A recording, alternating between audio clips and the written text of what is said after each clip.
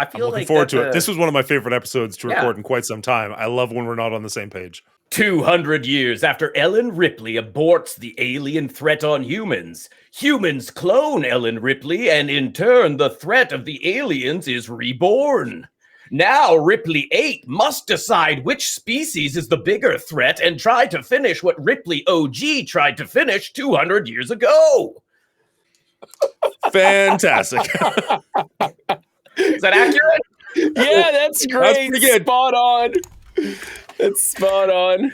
Oh, I run a quiz at the end of this, and I'm always like, okay, I got to make sure that we talk about these things in some capacity, and you just hit like 6 of them in one thing. I'm like, all right, cool, we're good. Just banging them out for you. Appreciate you. I just love that you were able to work in abort. Oh, man. All right. So starting this off, I have to ask, as we always do, I'm pretty sure I know the answer to this one, but like, Run, what is your history with Alien Resurrection? Do you remember the first time you saw it? Do you watch this one often? Do you watch it when you go through the Alien movies? Or do you stop at 3 or 2? This was the second time I've seen this film, and I was really hoping that I would revisit it in a better light than the first because I didn't see it in a great light the first time. It's the movie in the franchise that I wish never existed. I wished, as much as we dug on Alien 3 last week, links in the description below. Exclamation mark movies. This one was able to dive underneath that low bar and have room to spare. What about you, Will? You know what? This one's a bit of a guilty pleasure for me, you guys. We know it's bad if he likes it. Yeah. I'm notorious for enjoying bad movies because they're bad. Does that mean you've seen this one a bunch of times, or is this just like you watched it and enjoyed it? You know what? I may have seen this one just as many times as the OG. Oh, wow. Yeah. Okay. And part of it is just like, it was always on reruns on like TV and stuff, whereas the other ones, I didn't find that to be the case. And so I think I just happened to see it more. And it's just such a hilarious movie that I just stop and watch it because it's funny to me. Fair enough. There is a very real possibility that this is the first Alien movie I ever saw. Because I was pretty late coming to the party on these ones. I don't remember when I first saw Alien 1 or Alien. So that's the only like wild card. Like I probably saw bits and pieces of 1 and 2 before this one, but like from beginning to end, this is the first one that I saw back in like 97, 98, whenever it came out on VHS. I can remember a buddy coming over and us playing like Mario Kart and watching this on a New Year's Eve or something like that. And I don't remember much of the plot from then, but like things like the alien melting the floor and that's how they escaped from the cage was something that I absolutely remembered from this franchise, as well as the alien spitting. And so I kind of thought that was something they could just always do. And now going back through 1, 2, and 3, it's like they never spit. And in fact, it doesn't even make sense in this movie that happens. And we'll get to that later on, I'm sure. But it was just one of those, like, it's so weird what was ingrained in me as part of the Alien franchise that isn't until like this movie, which is arguably one of the worst ones. The aliens swimming, again, they look far more animalistic, which is again how I think of the aliens. I don't think of them as standing upright on 2 legs and walking around like they do in Alien 1 and 2. I think of them as like kind of being more sleek and stylistically that. So it's really interesting to go back to this and be like, oh, that's why I think this. Oh, that's why I think this, which was kind of interesting. That being said, I gotta say, I'm with Will on this one. I liked this way more than I liked Alien 3. Whoa, wait. I didn't you say said it was like a guilty pleasure. Fair enough. Alien 3. I'm putting words in your mouth. That's fair. Yeah. If you were here last week, or if you want to go back and check the VOD, I didn't like Alien 3 very much at all. I actually had a lot of fun with this movie. There are problems. There are a lot of problems. This is not a good movie, but it's a fun movie. So, see, Steven in chat says the movie definitely doesn't take itself seriously, but I felt that they did try to take themselves seriously. Aside from maybe the general in the movie, he seemed a little bit just silly to me. Yeah, he's a cartoon. He's a living cartoon. Right. Which one? But genre? The rest of the movie seemed like they were trying to take themselves seriously. And that's so for me, I couldn't do it. I couldn't just enjoy it as a dumb movie, as a bad movie, like with the Predators. that movie did not take itself seriously. I think we can all agree on that. We talked about it. And so when I went back in, I took Will's advice and, don't take it seriously. Just enjoy it for a slapstick kind of movie. And I was able to enjoy it a little bit more. This one, I tried that knowing that it wasn't going to be something I enjoyed. And I couldn't. I was like, they're trying too hard. And they should have just made this a spoof of itself. Dan, what do you think about, do you really think they took them seriously? Like, yeah. No, I think they took themselves relatively seriously, and I think they did it. I think they did it relatively well for what it is. Now you got to remember, this is 1997 when this movie came out, so the graphics are pretty decent for the time. I'm sure there's a little bit of CGI to touch things up, but it looked good. The aliens looked phenomenal. I thought I didn't have a problem with any one of them. The space scenes looked way better than Alien 3 did. You've got the military guys. General Perez was in a completely different movie. Like, he was being very cartoon villainy, whereas everybody else seemed like they were trying to be a bit more realistic and trying to play it a little bit more seriously. And I was pretty okay with it. Now, again, there are serious faults in this movie. But if you go along with it, if you go along with the ride, like, okay, so I've always said, I'll go along with whatever your premise is as long as you stick to your premise. I think the fact that they could clone Ripley 200 years later when she melted herself in iron in this like ridiculous nowhere backwards planet is crap. That doesn't make any sense. But that's the story they want to go with, so I'll go with them on that. And the fact that it took them 8 tries to get it right, I'm okay with that. Now, how did they get alien DNA to clone inside of her, and how did they make sure that it was a queen? That doesn't make any damn sense no matter how you look at it. I'm not sure how they got DNA in the first place, but I have no idea how they got alien queen DNA from like a hairbrush that Ripley touched once. That doesn't jive for me. And there's some other things we'll get into later that don't really jive. But if you're gonna say no, we live in the future, like the first movie is 300 years in the future, and this is 200 years beyond that. So we're like 500-600 years in the future from where we are right now. If you want to tell me that you can clone things from a single brush of hair, sure, I'll go with it. That's the rules you're putting forward. Let's run. So once you get past that, then you're working this kind of just a fun sci-fi romp where they're just running away from aliens. The humans feel powerful enough, as opposed to like in 1 and 3 where they don't have any weaponry whatsoever, but not as powerful in, say, 2 where they're like fully armed military guys. What do you think, Will? I don't like any of what you just said. No, I'm just kidding. Well, then we're in our normal place. No, I actually agree with you. Alien 3, there's like out of nowhere an alien egg on the ship for no reason. That's the catalyst for the story to go forward. This one is, they get DNA from the planet she was on when she was pregnant with an alien. So obviously alien DNA melds with human once it's inside of you, I guess. So you can just pull an egg out of them. Who cares? You just have to buy into that horrible concept. It is horrible. And then you just have to enjoy the ride. But the problem is like, it's not an enjoyable ride. It's just riddled with plot holes and horrible characters and things that don't make sense. They're breaking rules, which Dan hates. So there's like so many problems with the movie. And Ellen Ripley isn't Ellen Ripley. She's a clone, which is fine. But I miss Ellen Ripley because she's the best character to come out of this whole franchise. Anyway, so there's a lot of problems, but there's a lot of fun. I do like that they specifically say this is not Ellen Ripley. So the fact that she's playing a different character, you're kind of okay with, because this is not Alien Ripley. This is Alien Ripley / Alien. Mm-hmm. So she's a little bit faster. She's a little bit stronger. She's a little bit more aggressive. And you're kind of just like, okay, like if that's what you're going to put forward and say, is this character? Okay, let's go with it. Let's see what happens. Yeah, it's pretty. They do a good job of being like, oh, this is not the Ellen Ripley we know and love. Yeah. This is Sigourney Weaver playing a weird ass character, but because Sigourney Weaver is amazing, she's probably the best part of this movie. But you were saying that Brian was saying that this doesn't work. This didn't work out. And I don't disagree. I think the biggest problem with this movie came right from the beginning. We have Joss Whedon writing the script, and we all know how Joss Whedon writes. He writes lighthearted comedies about a bunch of people, usually a group of misfits, and they go on their merry way. And that was paired with this French director. What's his name? Jean-Pierre Jeunet. Yeah, Jeannot, who's more of a surrealist director and much different take on scripts. So they just don't. I just don't think they meshed well at all, and so it became a train wreck quite quickly.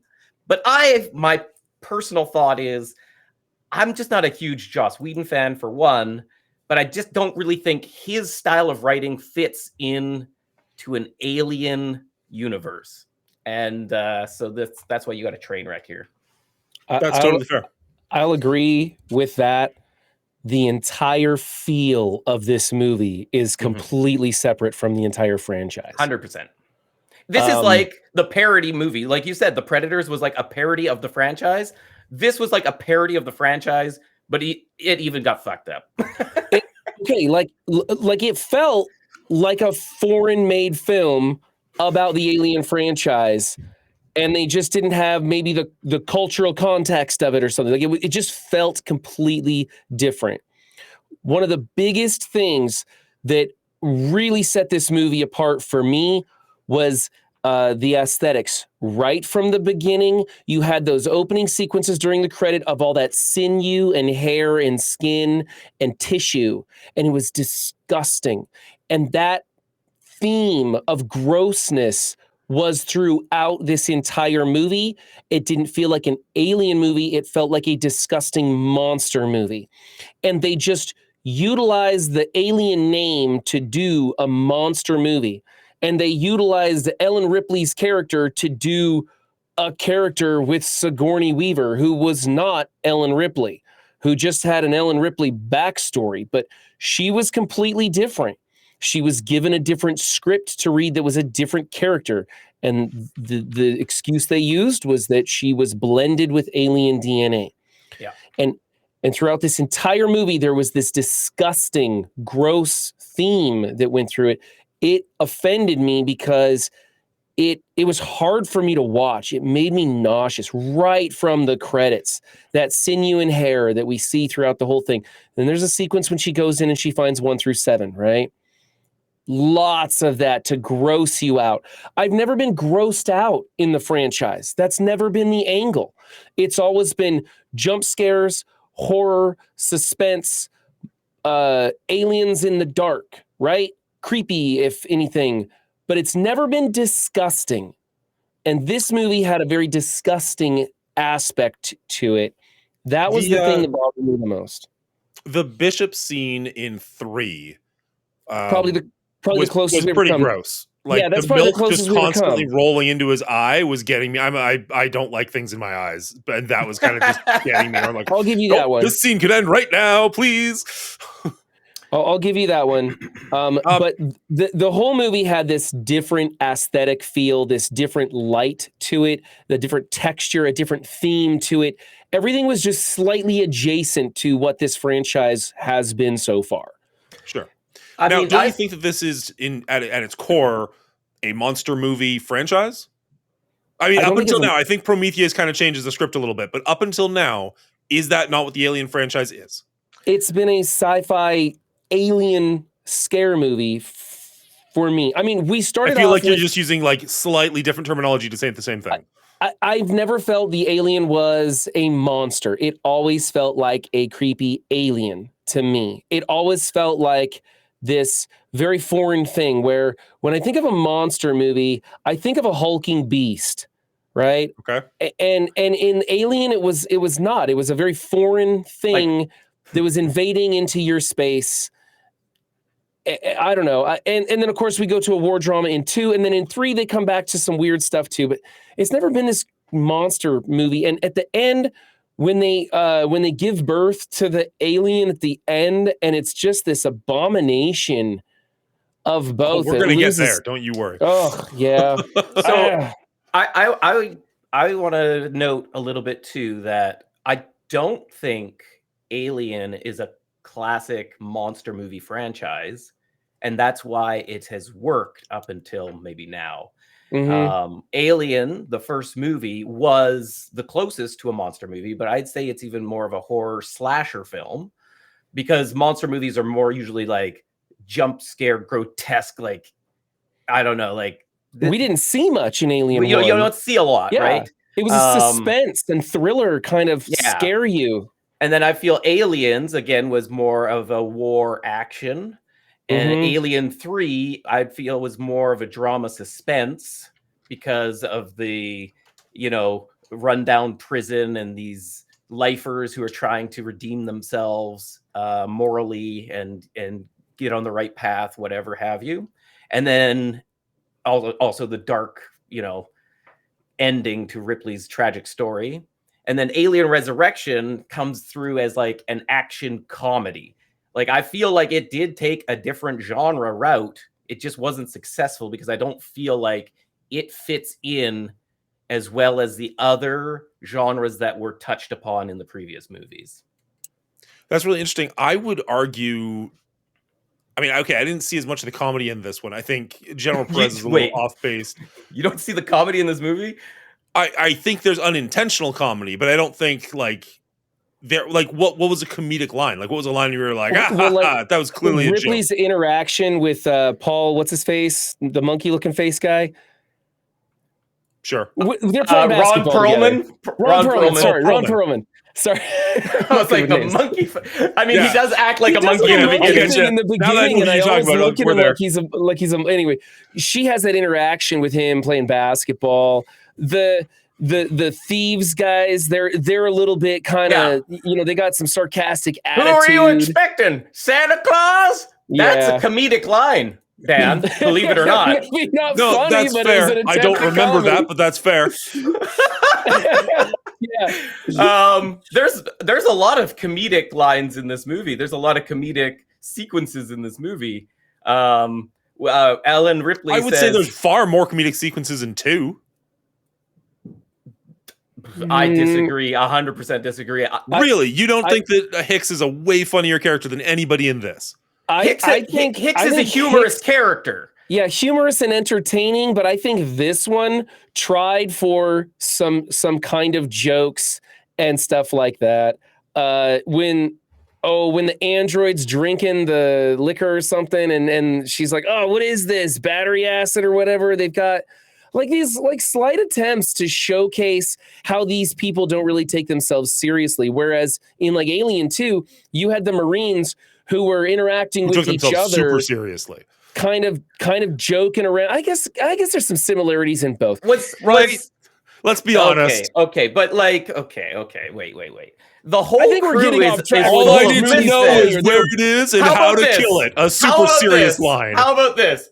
Guy with dual pistols pulling them out, ricocheting the bullets into the helmet. That was dumb as shit. That's a comedic scene. It's written comedically. That is comedy. Okay. Did it play? Well, there you go. That's the problem. It doesn't play. And that's maybe why you don't think it's a funny movie, because none of the jokes land. And that's why I find it funny. I don't think that's funny. I think that they actually think I'm dumb enough to believe that you could make a shot like that. And I find it insulting. And the bullet goes through a helmet that's meant to prevent bullets from entering the brain. Most helmets aren't actually meant to prevent bullets so much as like shrapnel and such. Maybe if they bounced it off of 5 walls and then hit the guy or something, where I absolutely know this is meant to be stupid. I felt like they were trying to really pull off that shot. And then he does it again later when he ricochets it off the wall and back and blows up the eggs for no reason. I'm like, you've got flamethrowers. Just set them all on fire and dunk back onto the water. Why do you got to ricochet grenades around up there? It was just stupid. Everything that they did, maybe you thought it was funny, Clean. I just thought it was stupid. And I was insulted that I had to turn my brain off to enjoy this movie. And then even if I do turn my brain off and go, okay, whatever, Ricochet Rick over there is making all these crazy shots, I'm still grossed out by the aesthetics of it. I will say that the aliens themselves, when they weren't done swimming through the water, looked good. Even swimming through the water, they looked good for CGI. Okay. They looked okay in the water. It was definitely a CGI kind of thing, and whatever. There always dock points for that when it doesn't. I want to blend to CGI, not just have a CGI monster, but whatever. I could have gone for the water being murkier, so that you can see the aliens, you don't see them quite as clearly. But I thought that scene was okay. Because when you use prosthetic aliens or animatronic aliens or whatever, they're always doing effects like shaky camera or steam or close-ups so that you don't see the wires, you don't see the rickety things moving. You hide things like that. I think they should do the same thing with CGI because they're just not good enough with CGI to fool me. And so, yeah, murkier water would have been appreciated. Make it hard for me to see so I know it's swimming through the water, but my imagination is doing 90% of the lifting on the shot. And I think it would have been way scarier because seeing them swim through the water was like, okay, that's a cool CGI shot of them. But my imagination is going to do better than anybody at a computer desk ever could. Right. Yeah, that's fair of almost literally every movie ever, though. Well, I think every movie ever should start murking the waters on their CGI shots. Hey, fun fact. They actually had to add milk to the water because when they were originally filming, it was too clear to actually tell they were in water. So they actually had to murky it up with milk. But they should have done more. Yeah, fair. Okay. So we talked about... Go ahead, Here's my sum up of this movie of how I felt, and I felt audiences like Brian felt about this movie, and it comes directly from the movie. At one point, Ripley 8 says, let me get this quote exactly here because it's so funny. She says, "Who do I have to fuck to get off of this boat?" And also, this is a comedic line, Dan, in case you're not aware. I forgot to laugh at it too, but in retrospect, this is quite hilarious. Cuts to Christy going like this. Like, so disbelief. Like, what did this person just say? His face... I mean, that might have been me, too, in my chair. His face says everything that every audience member was experienced while they watched this movie. Like, 100% watch it back. That's what everybody, I feel, was feeling. I've got a question for Dan. Sure. Dan, sorry, can I go with what Will just said? Sure.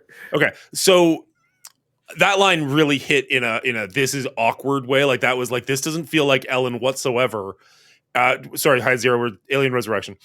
That didn't feel like Ellen Ripley whatsoever, that line. I felt very, very left field.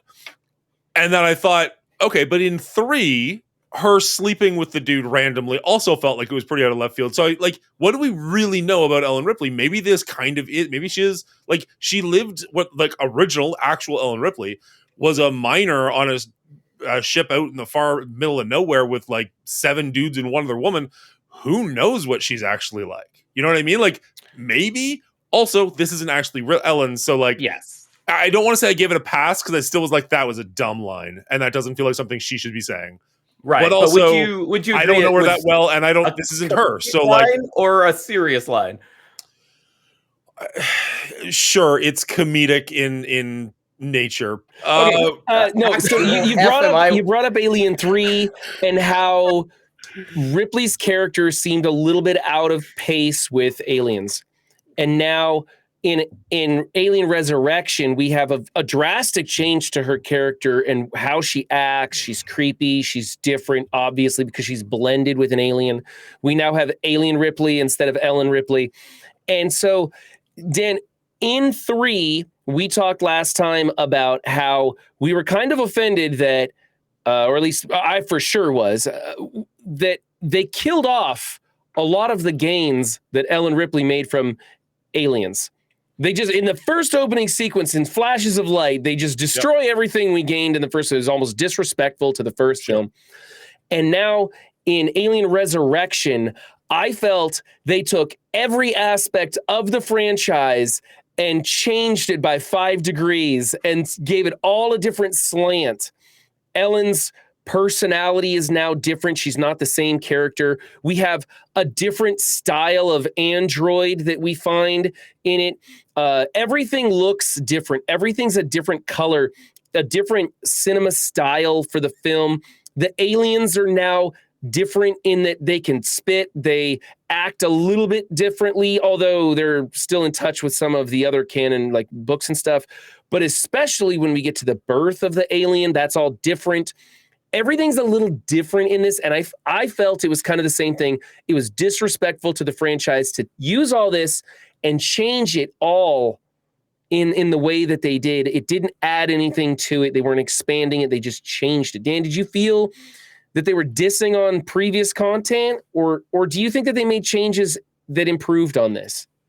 So I got two trains of thought on this. One, as I mentioned, this was my first Alien movie.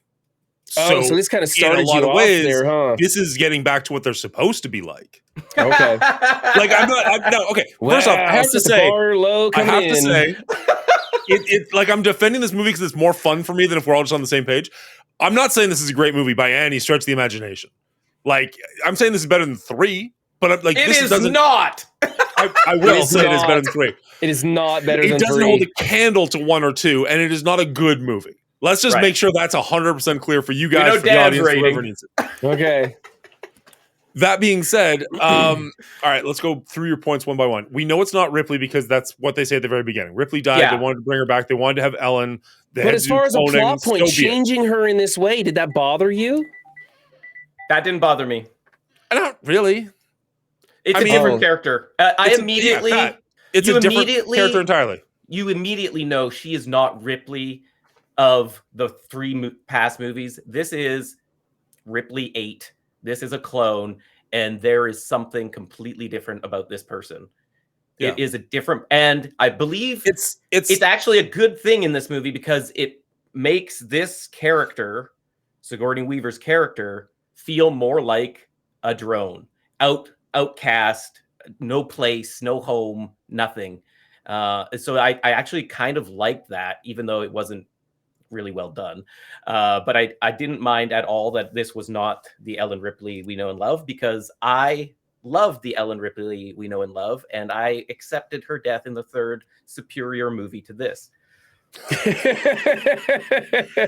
So I would say that it's kind of like, going back a second, like Arnold Schwarzenegger in Terminator 2. Like, you get the same actor theoretically playing the same role, but it is not. Like, they're both Terminators. They're both sent from the future. They're both played by Arnold Schwarzenegger, but they're vastly different characters.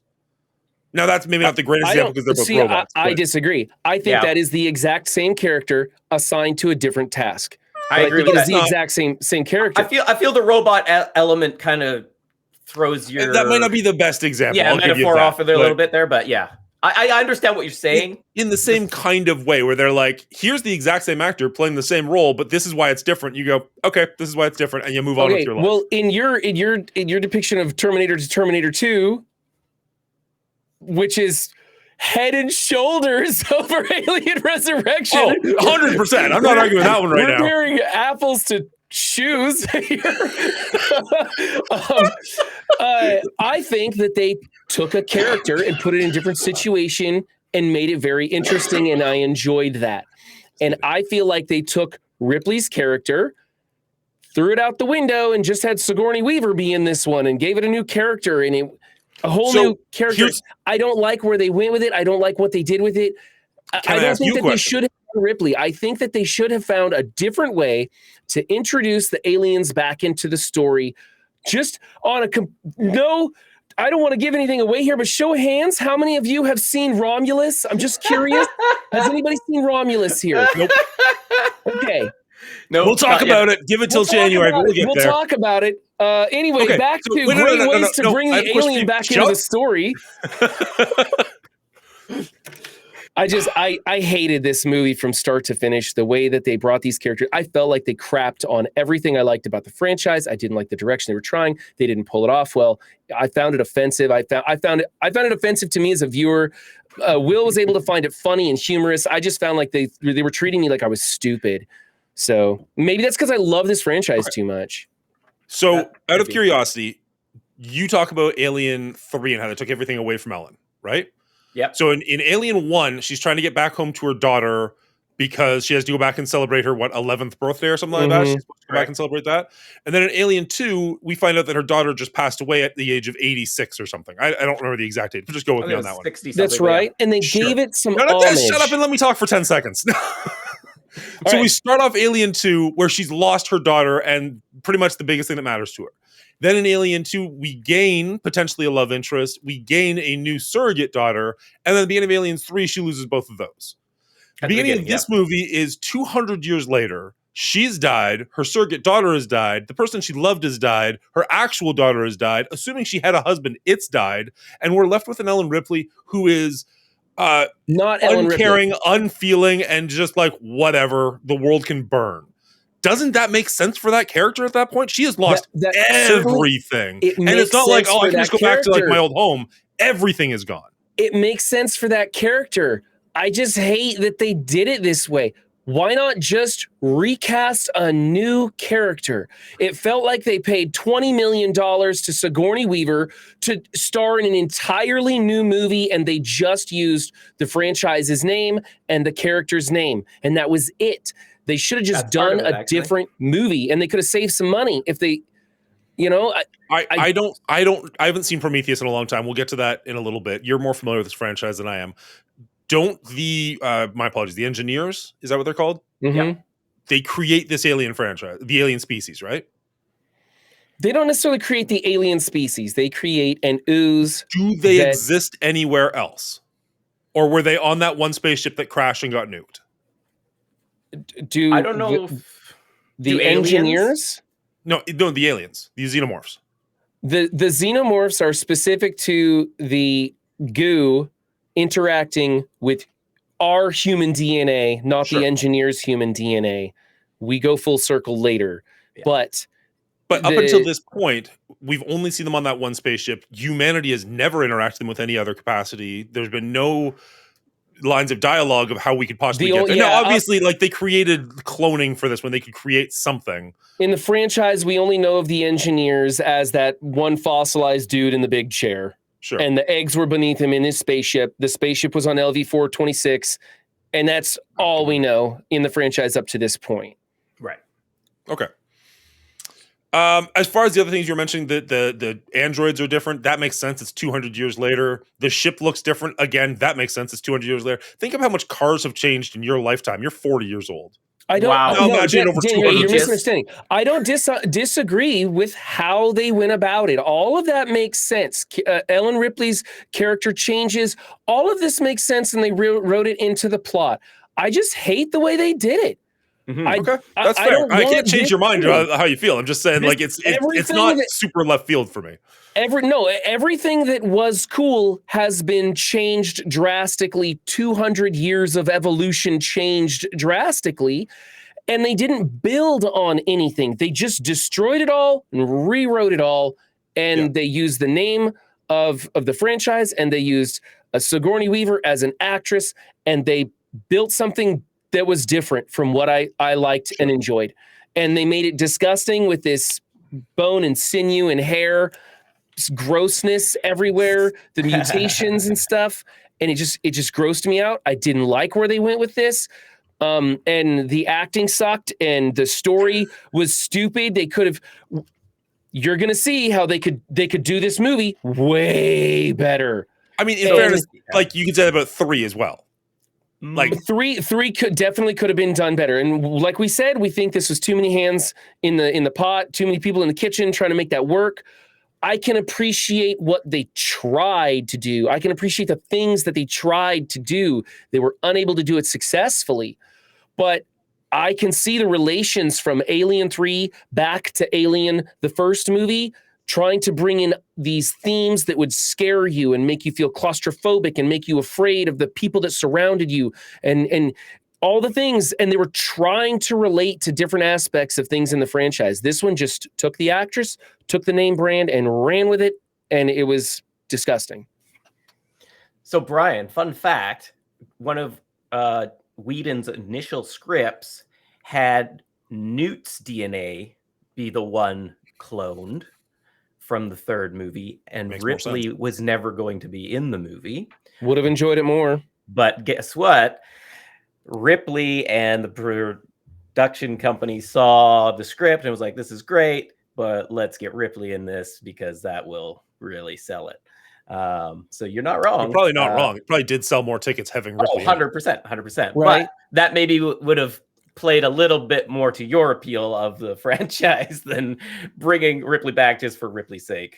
I think I could have enjoyed it a little bit more. Yeah, I mean, it's still trash. I felt like putting Ellen Ripley, I felt like putting Sigourney Weaver on the poster was a dirty trick to get me to go in and hope for what we've seen in previous movies and hope to get back to Alien or Alien 2 after the travesty that was 3. Instead, they kicked me while I was down and fed me this dog shit movie, which was just gross.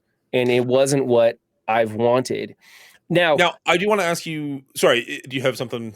I was going to say we've seen in Alien Isolation, the game, they have an interesting way of getting the alien back and making an interesting story out of it, which I wish they would have made a movie out of the video game. It's a real good time. You know, they had somebody go back to the crash site of the Nostromo. I haven't made it that far. Oh, Spoiler! No, it's whatever. Actually, you should have. It's like in the opening sequence of the game. They talk about it. Okay. Yeah.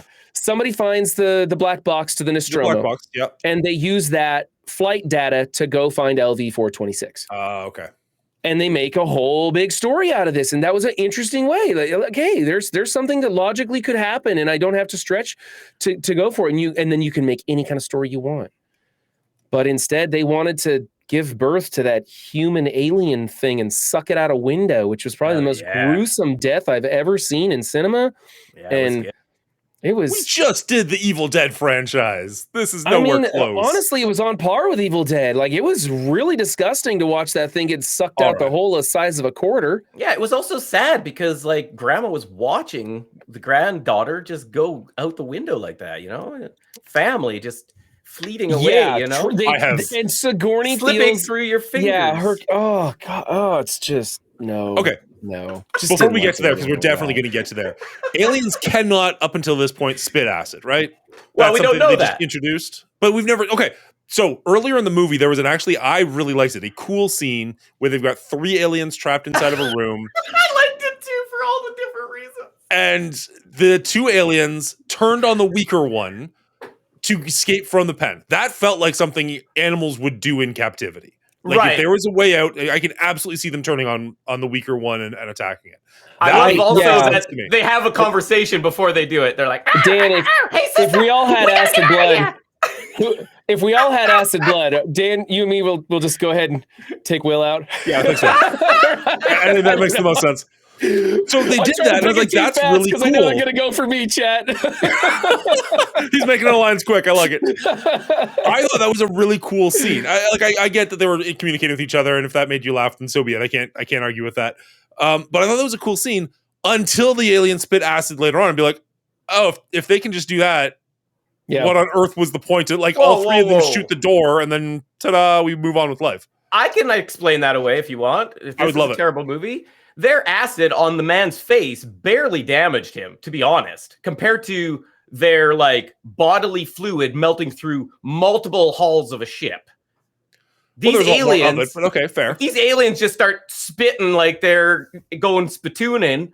The scientists, however dumb they are going to realize, oh, wait, what are these guys doing? Oh, well, let's see.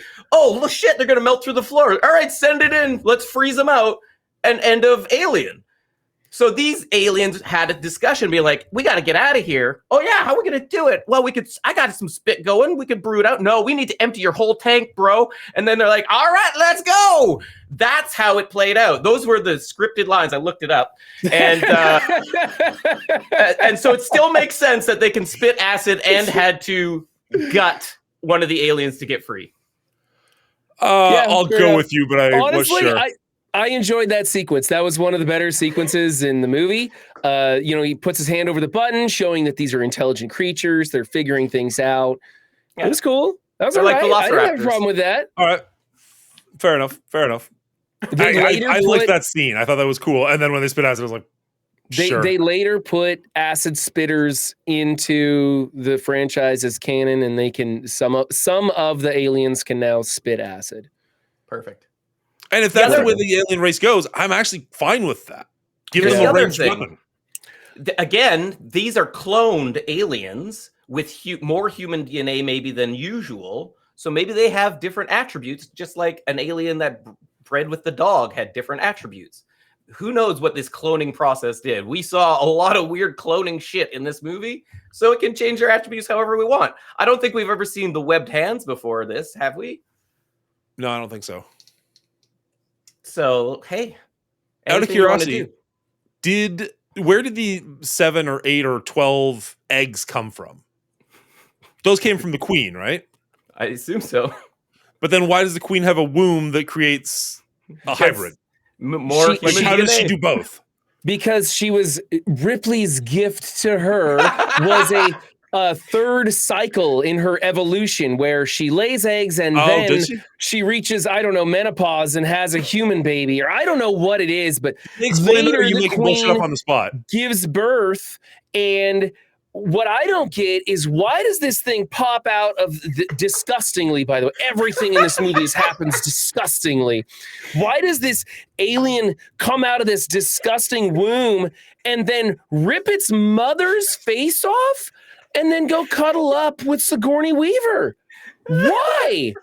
That doesn't even make any sense at all.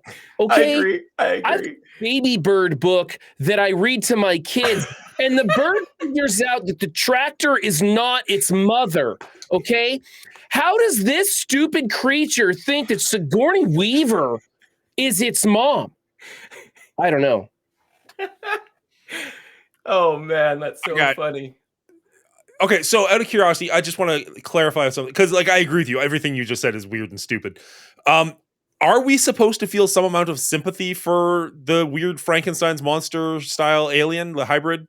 Fuck no. I think it was just one more aspect to gross us out on an emotional level at that Really? point. Okay, because like he definitely had very sad, sullen eyes. Sad eyes. I was kind of getting the impression that like when he was killing, he was definitely not killing Ellen, and he didn't want to kill Cell and Annabelle, whatever, the Winona Ryder's character. Paul.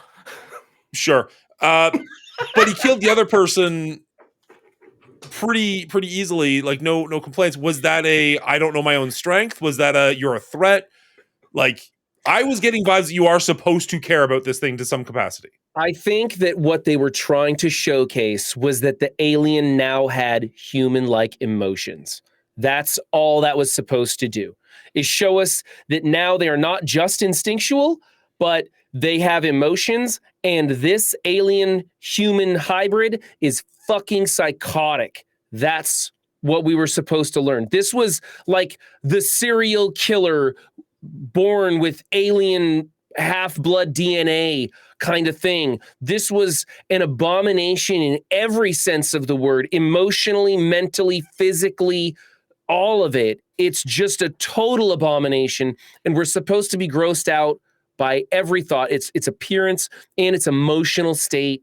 And that's just what I got from that. They certainly made me horrified and disgusted at this thing, but I was also offended because I haven't really got that vibe from you yet, Run. Can't say it enough. This movie grosses me out. It's hard for me to watch. I would love to hear Will's thoughts on this, because I think he's a little less emotionally connected to the franchise. I mean, yes, I agree with Run 7 on this. I think this movie is so much darker than the third movie. The third movie is dark, man. They kill her family right out the get, and it just goes downhill from there, where she has to literally sacrifice her life for the good of humanity. It's dark. And this movie goes darker. Goes darker. Yeah. Only it's camouflaged in humor and bad direction and more bad direction than humor. But yeah, I go the other way actually. But both are totally legit answers. I think it's just camouflaged between all these horrible things that are not horrible, poorly executed elements of this movie that people don't see that. I think this is truly a much darker picture. In comparison to the third movie. If you were to watch Alien 3, and I'm asking legitimately, I don't know if you can, thank you. If you were to watch Alien 3 and it was the only Alien movie you've ever seen, or you were to watch Alien Resurrection, it was the only Alien movie you've ever seen, which one do you think would make more sense contextually? Okay, what are my choices? Alien Resurrection or... Resurrection or 3, but you've never seen any other Alien movie.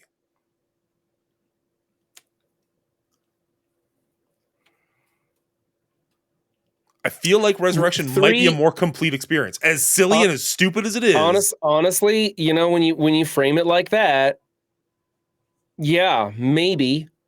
but two entirely different experiences. Oh, for sure. 3 is relying on us having a preconceived notion of the character that we're getting in Ellen Ripley, and then also kind of just like forgetting the fact that she just lost what has become her only family in the first opening sequence, and she's relatively okay with it.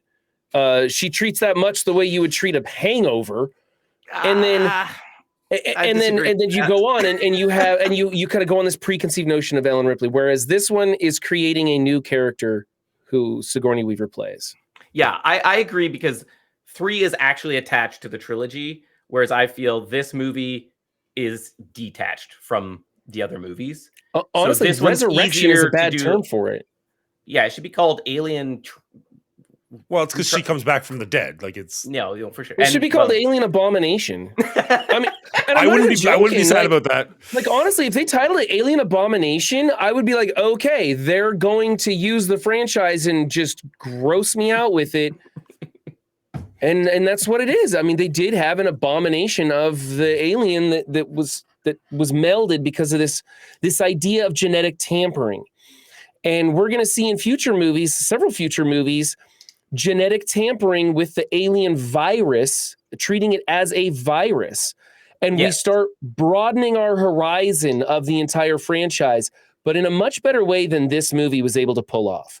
This movie wanted to broaden our horizon and treat the alien as a virus. They totally missed that virus thing, and they just got into the gross mutations. I mean, that virus thing may not have been fully fleshed out at this time, right? Like we can't fault this movie for things that may not have been canon at the time. Yeah, I don't know what because I'm unfamiliar with the timeline and things. What was going on, the side stories and ideas. Balance, yeah. I mean, this may have been what tipped the scale for future movies, and like, oh, see what you're trying, but we got to do better. And then they come in and reset with Prometheus. That could be because this is the farthest in the timeline any alien movie has gone, and maybe nobody wanted to touch it because it was such a shit show, right? Yeah. So they're like, let's go back closer to where the source good movies are and play around in there for a while. And if theoretically the aliens only existed on that one spaceship, again, I don't know. We'll get there. Right. We'll get there. If they only exist on that spaceship, they only exist on this ship 200 years in the future, right? Like there's 200 years where there's no xenomorphs in the galaxy based on what we're seeing in these first 4 movies. Right. So kind of like they're not only bringing Ellen back, they are bringing back the xenomorphs. Like they were an extinct species as far as we knew, and they're coming. Anyways, I'm taking the opposite side on this one because I really enjoy the debate. I've actually had a ton of fun recording this episode so far. It's not like I think this is a great movie. I just enjoy the conversation. I know. It's great seeing Brian get heated. Is the Earth? And they mentioned Earth going to Earth, which they got there really fast for how slow they seem to be going. Is the Earth a desolate wasteland, or is it still inhabited? Because the explosion at the end definitely triggered a nuclear winter. You got that too.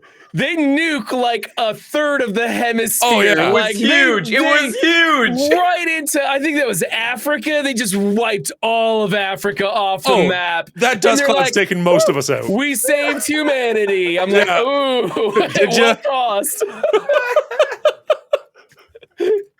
Like, okay, so funny story. Not into that one too deep. There was a special cut of this movie as well, where the intro of the movie was different and the ending of the movie was different, and the ending of the movie was much more like Army of Darkness director's cut, where they actually show them on Earth, Paris, surprise, surprise, French director, and it is obliterated. Okay.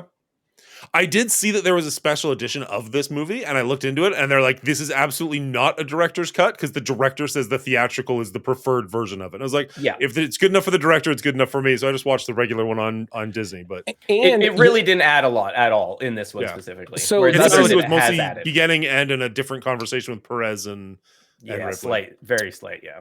So this isn't spoiling anything because none of us know any more than the trailer that's out, but we do have the new series coming to Hulu, Alien Earth.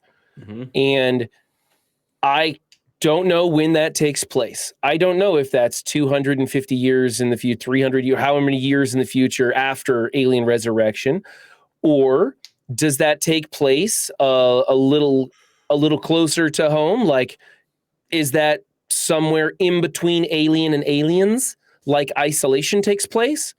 We don't know. But I am presuming that the alien species, if it makes its way to Earth sometime before Alien Resurrection, that most people want to pretend that this movie doesn't exist. Okay, so there's two things I'm going to say on that, because Alien versus Predator is not canon in the Alien universe. That is correct. But from what I remember from those movies, they take place on Earth, and there's a whole lot of aliens in the Antarctic or something. So they could go that route, although I pray desperately they do not. Yeah, I kind of hope they just keep it clean. Jokingly, how funny would it be if the series took place 199 years in the future, and the series finale is them getting nuked from this planet, this ship crashing into them, and that's the end of the show. It's just like, oh, they tied it all together. I don't know. It depends on how many seasons, how popular it is. They'll make it a couple of seasons, and then I don't know. I hope Alien Earth is a more subtle look into the franchise. I hope that they aren't just going for action and aliens. I hope they're going to develop characters. They're going to have interesting plots. They're going to get into like the politics of keeping the alien a secret or exploiting it as a weapon, and that there's just little tidbits of the aliens actually in it. And we get substantial characters that we can really latch onto is my hope for it. Because we've already seen a lot of good aspects in this, with Aliens being a big war drama, with Alien being a scary thriller, with some other movies that tried some themes that didn't really work. And I'm interested in some character building at this point. I'm interested in seeing more about Weyland-Yutani. I want to know more about the Yutani aspects of Weyland, because we've seen Bishop Weyland. There's other things that I want to explore in this world, and I don't need droves of aliens popping out. So I've got high hopes for that series. Yeah, we'll definitely talk about that later, maybe after the episode or something. But I definitely have thoughts on what I'm hoping that shows. I haven't actually watched the trailer yet. Anyways, back to Alien Resurrection. One of the last things that I just want to touch on really quickly, and it'll probably be very, very short. Is anybody else completely 100% over the android revelation halfway through the movie that somebody in the cast is an android? Because I'm so freaking done with that. Yeah. Like, can we? I really hope. I know I think it's David in Prometheus. But I think he's an android right from the jump. Right, David's jump. Yeah. I'd be very okay with that. But like this whole like, oh, you got shot, you must be dead. What? You're an android? Oh, come on. Like, I don't remember that. But at the same time, the second I saw her, she's like, oh, she's an android. Like, I was more surprised she found like a 30-second way to get where they wanted to go 10 minutes ago after she got shot. Yeah. She like swam backwards and climbed around the spaceship and opens the door, and I'm like, found a much easier way without an alien devised trap. That bothered me. Yeah. And she was just like, here I am. Let's go. Should have just listened to me. Would have been much more entertaining had they explored the idea of her just being an android from the jump. I would have liked, she's a special android, a droid built by droids or whatever. Yeah. I would have appreciated it had they just allowed that theme to grow in the movie from the start, and you can compare her being not human to Ripley being not quite human right from the get-go. Both outcasts. Yeah. I also way better. See, there's so many things in this movie that like almost are cool. The android Call, is like the most humane person in this movie. This movie is filled with inhumane people. The whole military experimental ship they're on are all like, we are going to fucking meld aliens and humans, and we're going to make an army, and this is going to be great. The pirates that jump on ship are literally stealing people in cryosleep to sell them for a glass of whiskey and a warm night's sleep. And there's like zero likable characters. Ripley 8, is like this half alien, half human, just like not knowing who they want to be on the side of. So it's like there's no likable people except for Call is the only like, I need to do what's right for humanity, and that's kill Ripley before these aliens. Oh wait, there's aliens everywhere. Oh, that's not good. We got to blow this place up. Oh wait, we found this dude who still has an alien in their chest. Let's bring him along. That's fine. He's got an alien. Yeah. We'll bring him along. I'm down for that. Even their character fully wasn't. And we don't even know what he is. The viewer like no sense. Ellen Ripley, right? No, like It takes us a while to understand whether we like Ellen Ripley or not. Like at first we're like, oh yeah, we gotta like her, and then she's all weird and part alien, and then later she decides to go for Team Humanity, and I'm like, okay, I guess that you're on our side. Yeah, but like what I'm trying to get at is I like the idea of Call. I don't like that they reveal how they reveal, I'm a droid, just like every movie. But I enjoyed their reason for this movie in being in the movie, and I enjoyed that the droids become the most humane thing because they've always strived to be human, and humans are like are gone, right? So there's elements of this movie I like. Execution, hilarious. I liked when the general rolled the grenade down into the escape pod. When he saw the alien go in, and then he gives his men the salute. It's so cheesy. The funniest part is he rolls it. The doors close. He has no idea if it made it into the ship or not. And then he's just like, I think I got it. Boom! Yeah. Yeah. And then he gives a salute and he reaches back and pulls like a piece of his skull off and he looks at it. That lasted way too long. That I found humorous because it was so cheesy and just ridiculous. It was so far ridiculous. I found that to be humorous and stupid in a way that I could just laugh at because it was just so over the top at that point. But there were other things that I felt like I was supposed to take as a serious thing, and I'm like, I'm just not that. I just can't. I can't take that as what they were feeding me. Yeah. The you mentioned it, and I did want to go back to it. I don't know, the smugglers, I guess we'll call them. Yeah. How they were like kidnapping people in their tube, bringing them to where they needed to this station, selling them off. But then all of a sudden, one of them is awake and has an alien living inside of it. And they're like, all right, we'll take this guy back with us. We'll be safe. You're like, amazing. Ron Perlman should have shot that guy in the face the second he saw him. Just like, no, we don't care about you. We care about self-preservation. We're not bringing one of these things on our ship willingly. That's dumb. Yeah. That should have happened instantly.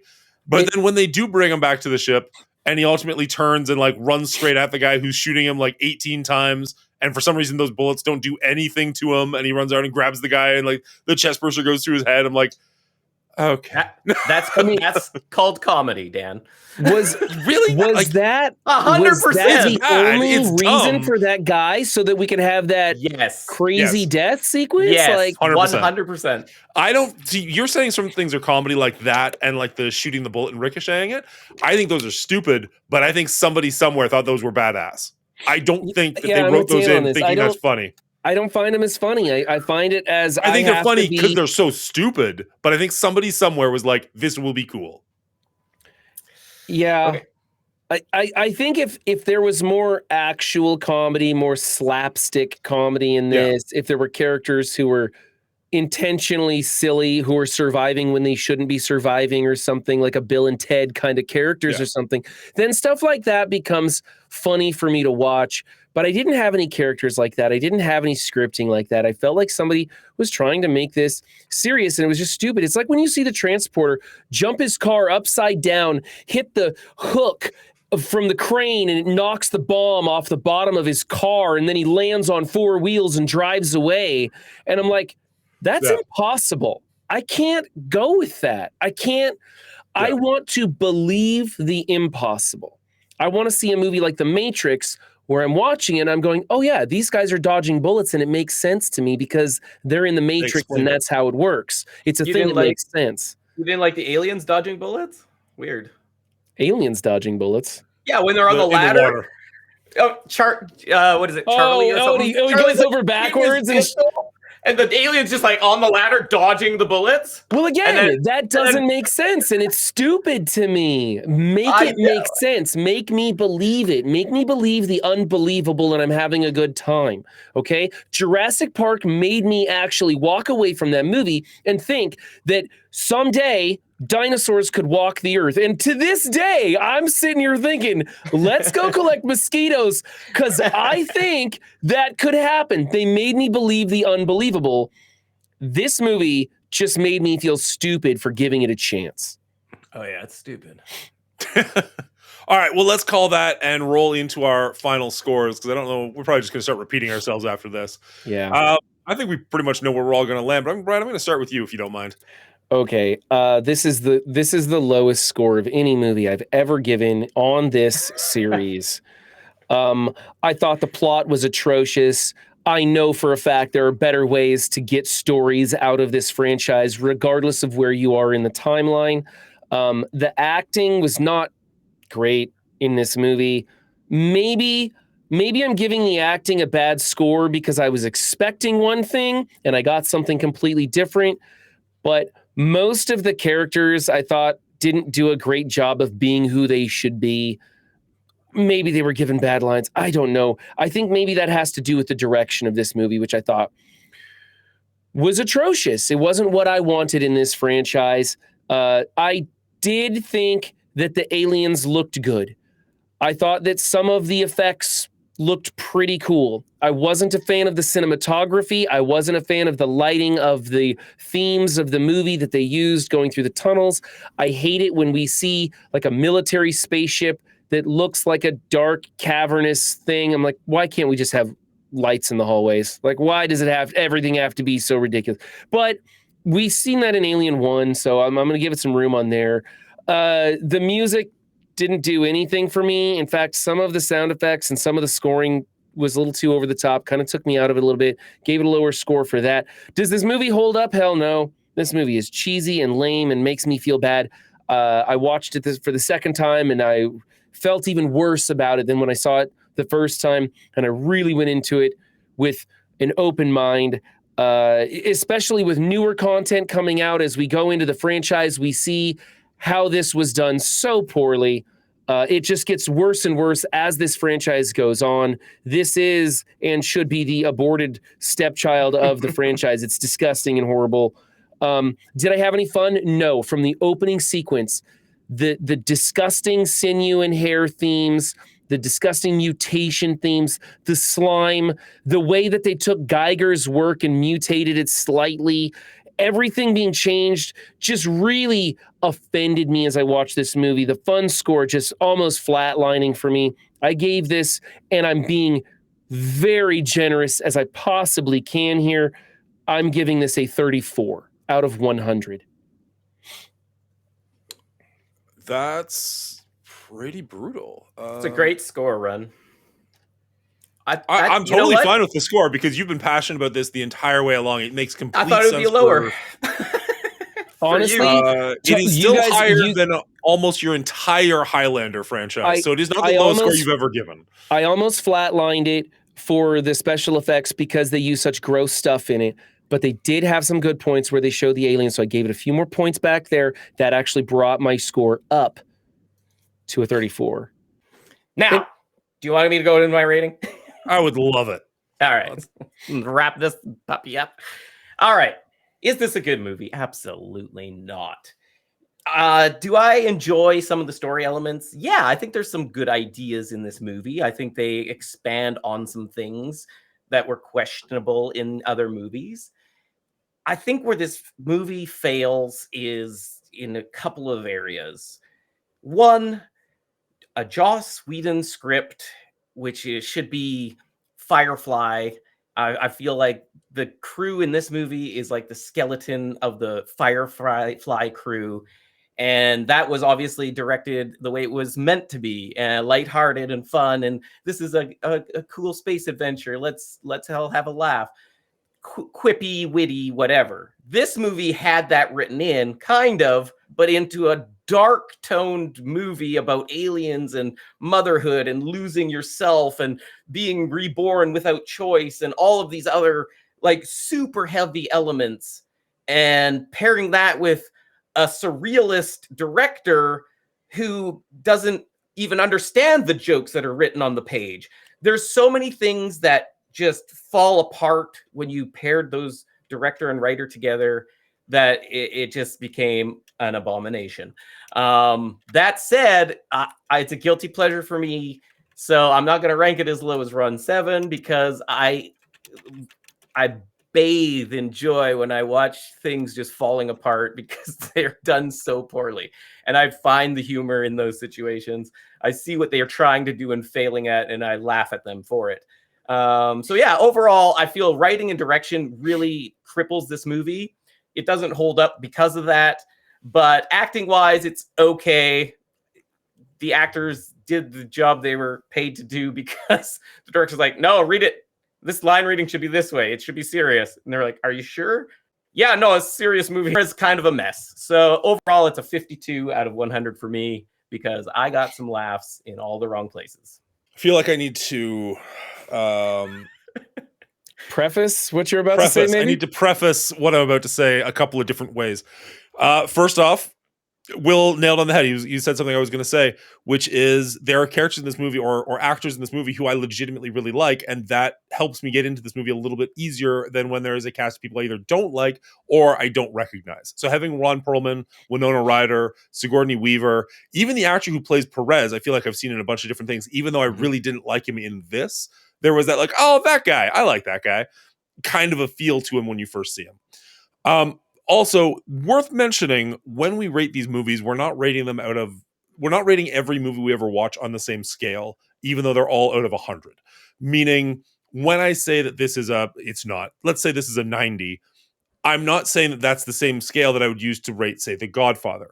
I'm walking into this expecting a silly alien movie. I don't have the same reverence this series does. I don't have the same reverence for this series that Brian does. This is clearly a franchise that he deeply loves and cares about. For me, this is just aliens killing people. When I walked into this, I expected aliens to kill each other in fun ways, and I was not terribly disappointed. I feel like, for the most part, the acting was decent enough that it didn't take me out. I like Ron Perlman quite a bit. I know it's taboo to say, but like Joss Whedon back in the day did have a lot of hits, whether you liked Buffy or Firefly or stuff like that. This felt very Firefly-ish. I didn't really think of that until Will pointed it out 10 seconds ago. But as soon as he did, I was like, I love Firefly. That makes sense why I'm connecting to this movie in outer space with this ragtag crew of characters. It wasn't great. It wasn't done as well as Firefly by any stretch of the imagination, but it definitely helped to keep me engaged so that I was able to enjoy what was going on. As far as the actual plot goes, it was weak, to say the least. Where did they get the DNA for Ripley? Why does the DNA for Ripley have an alien attached to it? Why did they mutate it? Why did she mutate into an alien and the alien mutate into her? What the hell is going on with the abomination in the last half of the movie?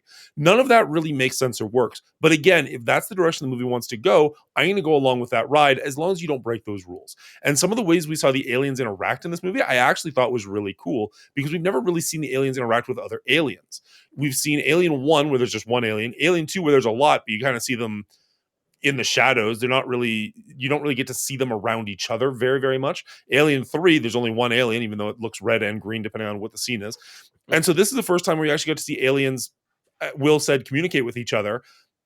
And I thought that was kind of neat. It kind of reminded me of what you would see in like a zoo setting or a wildlife, like National Geographic documentary where like, yeah, we're going to pick on the weak one to survive. Like that makes sense. That's what animals do in the wild. I thought that was really cool. Whether or not it holds up is totally up to you guys. It's up to you guys to determine how that works. The alien at the end, the abomination, looked absolutely stupid. If it didn't, I might not have had as much of a problem with it. We've seen this franchise where when the alien comes out of a human, it looks one way. When it comes out of a dog, it looks another way. It kind of makes sense that you would see a different evolution of it in a different way. I'm okay with that. I think the alien we got looked incredibly dumb. But the fact that it kind of gave me a feeling of like, oh, this is kind of like Frankenstein's monster where everybody's afraid of it and it can kill you, but it doesn't really know what its place in the world is. It doesn't really know what it's supposed to be doing or why it's there, or why it exists. It was also birthed, as weird as this is, full grown, or we assume full grown, whereas everything else is birthed as an alien or as a baby and grows up at accelerated rates. But this is the first one that was born full size or potentially full size, and it just didn't know what was going on. I don't know that we were supposed to feel sympathy for it, but when you see those big dark eyes, there were times where I'm like, I kind of do in a weird way. Now, that being said, it's not a great movie. I'm not highly recommending this. I'm not recommending this at all. But I didn't beat against the same wall that Brian did when he watched this and it's like, this is a complete abomination compared to the rest of the franchise. I feel like 3 was a much worse movie than this was as far as an enjoyment level. If you're just walking in to sit down and watch a movie. You don't know what you're walking into. I feel like you could watch this and be like, that was kind of fun for a 90s movie and move on with your life. Whereas I think 3 is a much darker movie, ending with Ellen killing herself and all the themes that are going on in there, starting off with her daughter dying, ending off with her killing herself. It's just bleak, and I don't like any of the cast members in that one, whereas at least there's fun characters in this one, as stupid as they may be. I don't think it's a great movie. I did have fun with it. I gave this one a 69. And we all know Dan loves that number. Whoa! Lame. All right. So with that being said, we have this works. My score for the Alien franchise so far, 4 movies in, comes in at 73. Brian, shockingly, at the lowest with 69, and Will at the top with 75, bringing our rating of the Alien franchise so far to 72, meaning it still holds its top spot. Brian, how do you feel about that? I'm really happy you guys are carrying the day on one of my favorite franchises, if not my favorite franchise of all time. Thank you guys for supporting it, even though your scores were absolutely incorrect, and this was the worst movie in the franchise, Stan. And how dare you relate anything in this movie to works of Mary Shelley? Are you kidding me? I seriously think that's what they're going for. Yeah, I mean, I understand why the alien came out larger. It was in a womb. It grew like a human embryo, right? Like, but aliens don't grow to full size, and humans don't grow to full size. So, which one of those 2 traits is it taking? When it came out of the dog, it took on dog-like traits. When it comes out of the human, it takes on human-like traits. Which trait is it growing? But like Dan, you just wait till we get further in. Fair. But this one had like actually time to gestate and grow in the womb, so it makes sense it's coming out bigger than the other alien births that come out small. How's that different than the ones that come out of your chest? Because they're this big, and then over like a day they grow into a full-size human or bigger. But they're still gestating inside of something. Anyways, whatever. Man, we can't talk about this till you finish the franchise. There's more to be seen. All right, fair enough. For better or for worse. Yeah, I know, right?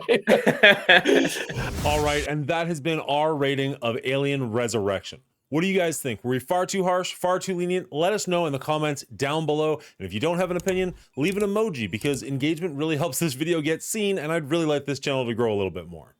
If you enjoyed this, hit that like button, as that also helps out, and hit subscribe so you can see more great content going forward. We record these videos live over at twitch.tv/The Mongoolie Show, so if you want to head over there, hit the follow button. You'll know when we go live. You can participate in the conversation as it's happening at 9 p.m. Eastern Standard Time on Thursday nights. Until next time, I hope you're safe, I hope you're well, and have a good night.